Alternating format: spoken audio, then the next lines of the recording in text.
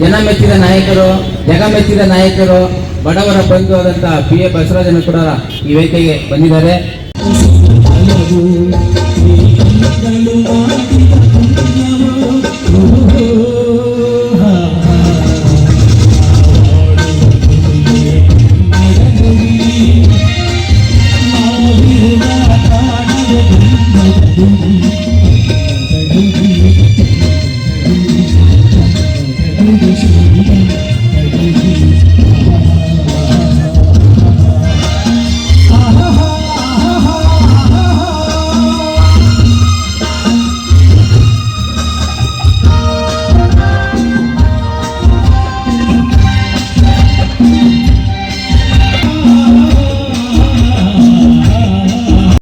ಧನ್ಯವಾದಗಳು ತಿಳಿಸೋಣ.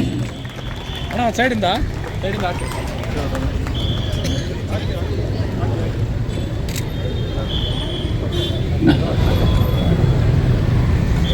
ರಮೇಶ್ ಅಣ್ಣಕ್ಕೆ ಕೆಳಗಡೆ ಬರಲಿ, ಹಂಗೆ ಇಟ್ಕೊಂಡು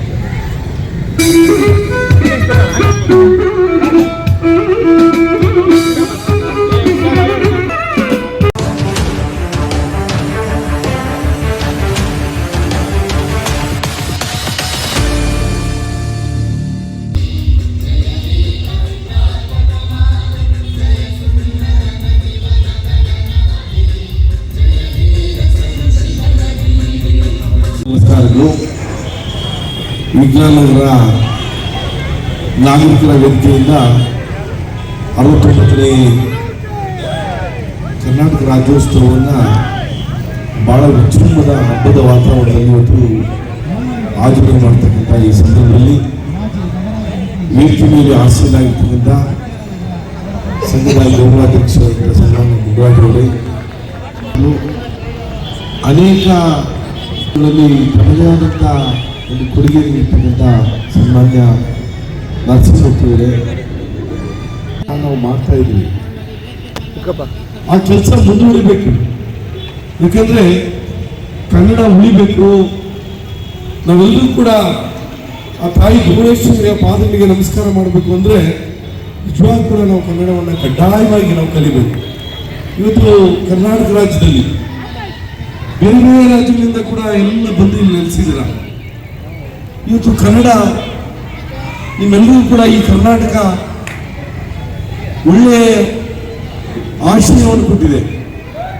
ಅದಕ್ಕೆ ನೀವು ಕೂಡ ಏನಾದರೂ ಕೊಡುಗೆ, ಸ್ವಲ್ಪ ಕಸ ಬಿದ್ದಿದ್ದು ಕೂಡ ನಾನು ಇಮಿಡಿಯೇಟ್ಲಿ ಅವ್ರಿಗೆ ಫೋನ್ ಮಾಡಿ, ನೋಡ್ರಿ ಇಲ್ಲಿ ಈ ಕಡೆ ಕಸ ಬಿದ್ದಿದೆ, ದಯಮಾಡಿ ಹೋಗಿ ಅದನ್ನ ತೆಗೀರಿ ಅಂತೇಳಿ ಇಮಿಡಿಯೇಟ್ಲಿ ಕುರಿತಾಗಿ ಅವ್ರು ಕರೆ ಮಾಡಿ ಅವ್ರಿಗೆ ಫೋನ್ ಮುಖೇನ ಅದನ್ನು ತೆಗೆಸೋದನ್ನು ಕೂಡ ಮಾಡ್ತಾ ಇರ್ತಾರೆ.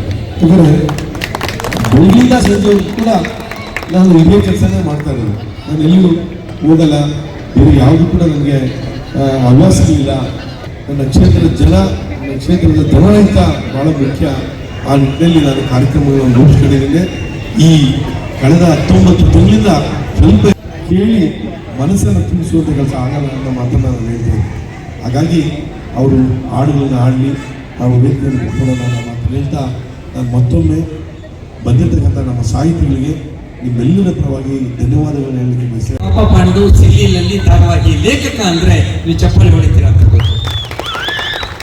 ಇವತ್ತು ಅನೇಕ ಅಚ್ಚರಿಗಳನ್ನ ಕಾಣ್ತಾ ಇದ್ದೀನಿ. ಇಷ್ಟು ಅದ್ಭುತವಾದ, ಇಷ್ಟು ವೈಭವವಾದ, ಅಲಂಕಾರ ತುಂಬಿರ್ತಕ್ಕಂತಹ ಲೈಟ್ಗಳಿಂದ ಜಗಮಗ ಅಂತಕ್ಕಂಥ ವೇದಿಕೆ ಮೇಲೆ ನಿಂತು ಸಾಹೇಬರ ಎದುರುಗಡೆ ಮಾತಾಡೋದು ಅಂದ್ರೆ ಪುಣ್ಯ ಮಾಡಿರಬೇಕು ಅಂತ ನಾನು ಭಾವಿಸ್ತಾ ಇದ್ದೀನಿ.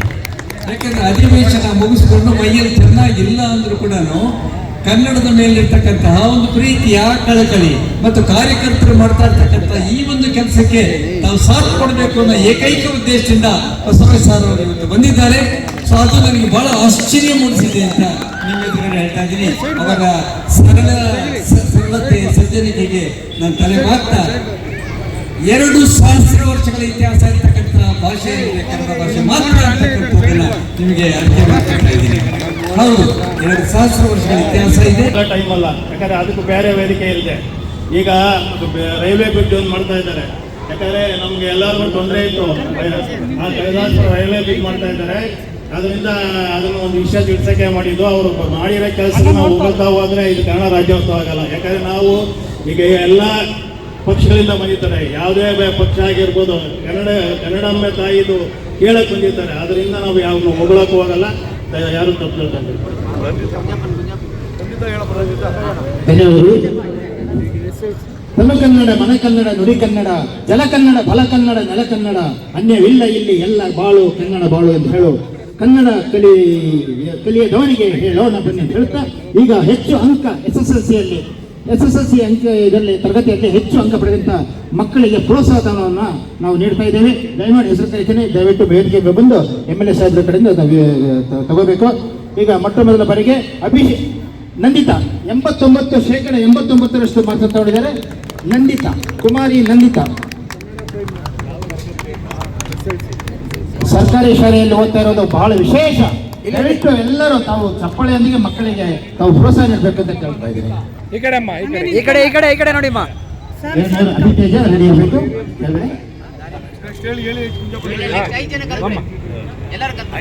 86% ಮಾರ್ಕ್ಸ್ ತಗೊಂಡಿದ್ದಾರೆ ಅಭಿತೇಜ. ಹಾಗೆ ಅನಿತಾ 71% SSLCಯಲ್ಲಿ ಮಾರ್ಕ್ಸ್ ತಗೊಂಡಿದ್ದಾರೆ ಅನಿತಾ. ಕುಮಾರಿ ರಕ್ಷಿತಾ 66% ಮಾರ್ಕ್ಸ್ ತಗೊಂಡಿದ್ದಾರೆ. ಕಂಬಳಿ ಕೊಡ್ತಾ ಇದ್ದೀವಿ, ಜನರು ಬಂದು ಹೆಸರು ಹೋಗ್ತಾ ಇದೆ, ಕಂಬಳಿಯನ್ನು ತಗೋಬೇಕು. ಈರಣ್ಣರವರು ಜಟ್ಟಪ್ಪ ಡ್ರೈವರ್ ಜಟ್ಟಪ್ಪನವರು, ಹಾಗೆ ಶ್ರೀಮತಿ ಗಂಗಮ್ಮನವರು ವೇದಿಕೆ ಬಂದು ಕಂಬಳಿ ತಗೋಬೇಕು. ಸುಶೀಲಮ್ಮನವರು, ಅಶೋಕ್ರವರು, ಯಾರು ಟೋಕನ್ ತಗೊಂಡಿದ್ದೀರಾ ಯಾರಾದರೂ ಬಂದು ಕಂಬಳಿ ತಗೊಳ್ಳಿ. ನಮಗೆ ಟೋಕನ್ ಸಿಕ್ಕಿದ್ರೆ ದಯವಿಟ್ಟು ಬಂದು ಕಂಬಳಿ ತಗೋಬೇಕು. ಟೋಕನ್ ಕೈಲಿದ್ರೆ ಬಂದು ಕಂಬಳಿ ತಗೊಳ್ಳಿ. ಸಾಂಕೇತಿಕವಾಗಿ 5 ಕಂಬಳಿ ನೀಡ್ತಾ ಇದ್ದೇವೆ. ಸುಮಾರು 160 ಜನಕ್ಕೆ ಕಂಬಳಿ ವಿತರಣೆಯನ್ನು ನಾಳೆ ಮಾಡ್ತಾ ಇದ್ದೇವೆ. ಅಲ್ಲಿಗೆ ಬರ್ತೀವಿ, ಟೋಕನ್ ಕೊಡ್ತೀವಿ ನಿಮಗೆ. ಇವತ್ತು ಸಾಂಕೇತಿಕ ಕನ್ನಡ ಭಾಷೆಗೆ ನಾವು ಪ್ರಾಮುಖ್ಯತೆಯನ್ನು ಕೊಡಬೇಕು, ನಮ್ಮ ನಾಡು ನುಡಿಗೆ ನಾವು ಪ್ರಾಮುಖ್ಯತೆಯನ್ನು ಕೊಡಬೇಕು ಅಂತ ಅವ್ರು ಹೇಳ್ತಾ ಇದ್ರು. ನಿಜವಾಗ್ಲೂ ಕವಿ ಮಹಾಲಿಂಗ ರಂಗರು ಹೇಳಿರೋ ಹಾಗೆ ಕನ್ನಡ ಬಹಳ ಸರಳವಾಗಿರುವಂಥ ಭಾಷೆ. ಕನ್ನಡ ಬರೀ ಭಾಷೆ ಅಲ್ಲ, ನಮ್ಮ ಉಸಿರು, ನಮ್ಮ ತಾಯಿ, ಈ ನೆಲ, ಈ ಜಲಕ್ಕೆ ನಾವು ಇಲ್ಲಿನ ಸಂಸ್ಕೃತಿಗೆ ನಾವು ಗೌರವ ಕೊಡಬೇಕಾದಂಥದ್ದು ನಮ್ಮೆಲ್ಲರ ಒಂದು ಕರ್ತವ್ಯ.